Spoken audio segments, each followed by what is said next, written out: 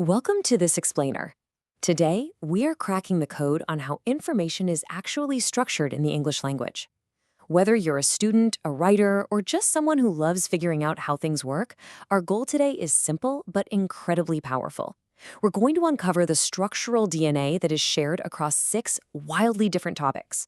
You see, underneath all the fancy vocabulary, there's a hidden skeleton that holds every factual text together. By the time we wrap up here, you won't just be reading texts anymore. You'll literally be seeing the matrix of how they're built. Here is our roadmap for today. We'll kick things off with the anatomy of a report text, then dive into the fauna category featuring komodos and cats, explore future technology, take a look at environment and cultural heritage, and finally, wrap up with the keys to mastering report texts. Let's get right into it. Section 1. Anatomy of a report text. The blueprint. Mastering a text is a lot like understanding the architectural blueprint of a house. It turns out, every single report text we're going to examine today follows this incredibly elegant 2-step formula. First up, you have the general classification. Think of this as your wide-angle lens. It's a broad introduction that tells the reader exactly what is being discussed. Then, we zoom all the way in with the description. This is where you get the detailed factual breakdown, like physical traits or specific behaviors. That's it. Just 2 parts, classification and description. Moving on to Section 2, fauna category, komodos and cats. Let's put this structural theory to the test in the animal kingdom, using 2 totally contrasting creatures. First, let's look at the general classification for both. We have the Komodo dragon, classified scientifically as Varanus komodoensis, which is the largest living lizard in the world. Compare that to the everyday house cat, classified as Felis catus, a small, domesticated carnivorous mammal. Look at how identical the function of these 2 opening paragraphs is. They both immediately establish the scientific name and the broad biological category right there in the opening sentences. And this brilliantly sets us up for the second part of our blueprint, the description. Now we get into the nitty-gritty details. For the Komodo, we learn that it's a 3-meter apex predator weighing over 70 kilograms. It ambushes prey like deer and pigs, and get this, its saliva contains toxic proteins to defeat them. Pretty intense, right? Now, juxtapose that terrifying reality with the cat. Cats have flexible bodies, they purr, they have excellent night vision, and being nocturnal, they spend a huge chunk of their day just sleeping to conserve energy. So, here is the crucial takeaway. One is a giant toxic lizard, and the other is a cuddly pet that naps on your sofa. They are absolute polar opposites in the real world.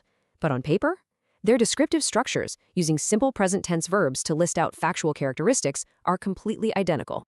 All right, Section 3, future technology category. Let's shift our focus from the natural world over to the digital realm. Let's talk about artificial intelligence. Does our blueprint hold up here? Well, first, the text gives us our general classification. AI is a branch of computer science dedicated to creating systems that perform tasks requiring human intelligence. Boom. Classified. Then we slide right into the description. Notice the technical vocabulary and those present tense verbs again.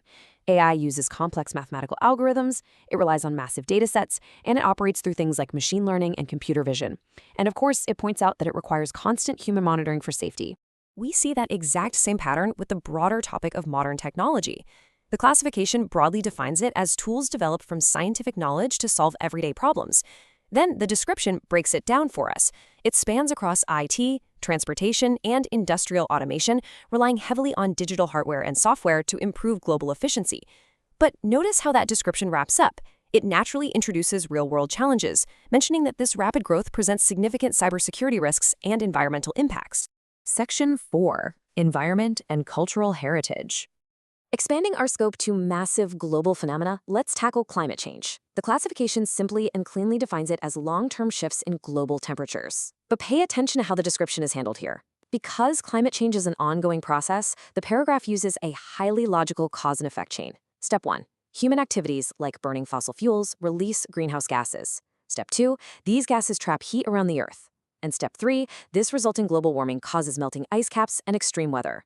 Same blueprint, just tailored for a process. Finally, let's look at cultural heritage with the angklung. The general classification tells us right away that it's a traditional Indonesian bamboo instrument. The description then goes on to detail exactly how it's built and played. But the writer does something really smart here to elevate this description.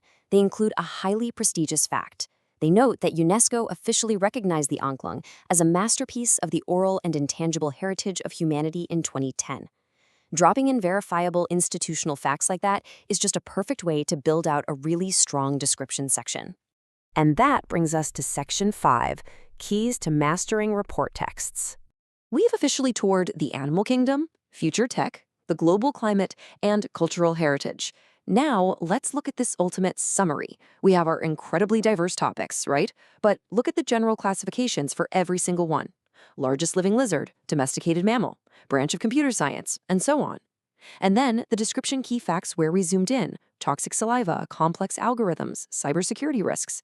The absolute crucial takeaway from all of this is that whether you are writing about a giant reptile, a computer program, or a bamboo instrument, the underlying structural DNA is completely identical. And that wraps up our explainer for today. You've seen the evidence, you've learned the formula, and you now possess the master key. You know that behind every single informative text, there is a simple, elegant architecture just waiting to be utilized. So I'm going to leave you with one final thought. Now that you have this structural blueprint in your hands, what topic will you choose to explain to the world? Thank you so much for joining me today. Keep exploring, keep questioning the structure of what you read, and I'll catch you in the next one.